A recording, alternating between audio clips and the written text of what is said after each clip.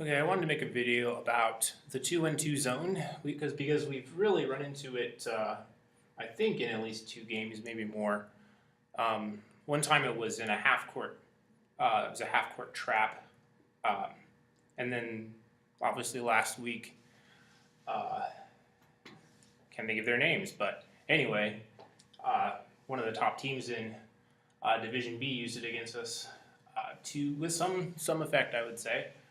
And I think that's, given how lazy they were with their zone and poor their communication was, it really wasn't necessary that it go down like that. I will say that I think that zone defenses can be really, really strong. First season I ever played in YMCA League ball, we ran a 2-1-2 zone and really gave other teams quite a bit of trouble with it. Ultimately, we did get outscored on the perimeter, gave up a lot of three-pointers because of it, but it did give us a fighting chance at times.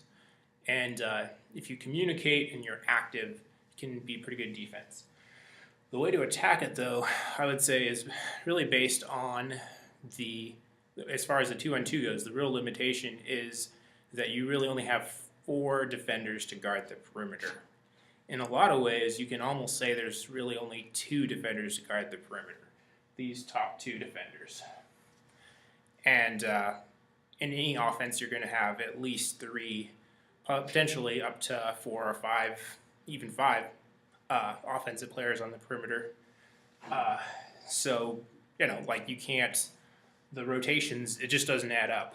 If you have the ball on this side, and this defender's on him, and you pass it to here, then this defender has to guard the ball there. You pass it to here, this defender guards there, then you pass it to here, this defender guards there, and then you pass it to there. There's not another. By the time you get to the other side, the zone has run out of defenders, unless this middle guy runs all the way out to the corner, which I think there are some 2-1-2 zones that rotate it that way, but it's kind of sketchy because that would also mean that this middle guy has to guard both corners, which is, so then so he runs out to this corner, then you reverse it to the other side. Is he going to run out to that corner?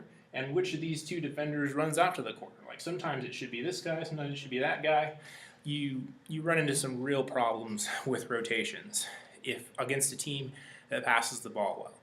Now we didn't exploit that well for most of the game, and really I take the responsibility for that. I don't think I explained what I wanted very well. I remember drawing up the idea that ball would be at the top of the key, pass to the wing, and then the guy at the top of the passer would then come down here to the corner, and then you pass it there. Potentially that could work if this defender picks me up, and then this defender picks up the wing. Then if I go here, then all of a sudden there's no defender to come to the corner. But they seem to kind of switch and communicate, and we did it really slowly. But my idea, the way that this would be able to work for us, is the ball goes all the way to the corner and they defend it. Well, you just reverse it immediately. So okay, you got guard. All right, pass it back to here, pass it back to here, pass it over here, other corner. And if you rotate the ball to the opposite extremes like that, and potentially you could pass it from here all the way to the corner, then you force the defense to rotate in a way that's really exhausting to them and not tiring to us at all. Like we're just standing there. Like this guy, after he passes to the corner, he just stands there and waits for the pass to come back. It's a little dumb, 10-foot pass, and then this is another, 10, 15-foot pass. And they're all just short, easy passes, and we're just standing there waiting for the pass back. And so I think and that's what we didn't. I think that we need to work on is just an understanding of passing strategically. So, all right, so it's a pointless pass. You're passing back to this guy. He's not really open. He's not going to be able to do anything with the ball. But then he makes another pass, and that guy makes another pass, and then all of a sudden somebody's wide open. And we need to think of those terms, making those kind of silly, pointless passes, seemingly, but realizing that we're setting ourselves up to score ultimately, and not try to make like go for the knockout punch immediately with just 1 or 2 passes, or some dribble penetration. I think that we do want to do that at times, and there are all those opportunities, but especially against the zone, it's harder to do that kind of thing. It's harder to just bust the zone down just like that. Another thing I wanted to another way of attacking the zone, I think, is basically with this idea of having passing in this kind of triangle pattern. So you have an offensive player here. You have an offensive player here, and then you have an offensive player, somewhere in here. So then what you essentially have is you have two defenders trying to pick between guarding the ball in three different places. So the ball's here, right? So this defender probably is going to want to come out and defend. If they don't, I mean, it's a three-pointer, right? So they defend there.